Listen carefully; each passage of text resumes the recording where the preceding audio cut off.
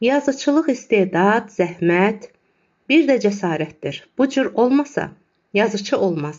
Yazıçılıq əsl qəhrəmanlıqdır. Həyatda qorxaqdan kişi çıxmadığı kimi, yazıçılıqda da qorxaqdan kişi yazıçı çıxa bilməz. Yazıçılıq xariqəl-adət cəsarətdir, deyən Süleyman Rəhimovun 50 il yorulmadan, bezmədən, üzərində işlədiyi Şamo romanından kiçik bir parçanı sizə təqdim edir və mütaliə etmənizi tövsiyə edirik.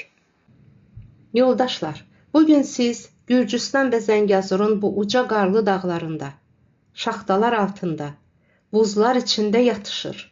Gündüzləri də bağlar, daşlar, çölləri öz qanınızla boyayırsınız. Şamo irəliyə əyilmiş bir vəziyyətdə davam edirdi. Soruram, niyə, nədən ötürü, kimin üçün və nə üçün? Cəbhə ətrafında bu dərin suallara qarşı bir nəhayətsiz siskinlik əmələ gəldi. Bu suallar onların beyinlərini öz iti dişləri ilə gəmirirdi.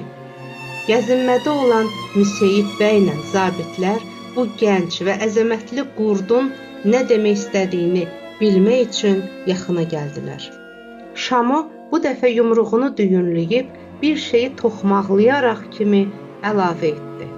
Siz dinməyirsiniz, mən deyim.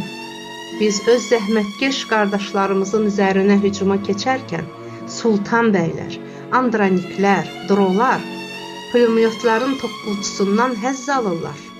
Müseyib bəy Mauzer tapancasının düyməsini altdan açırdı.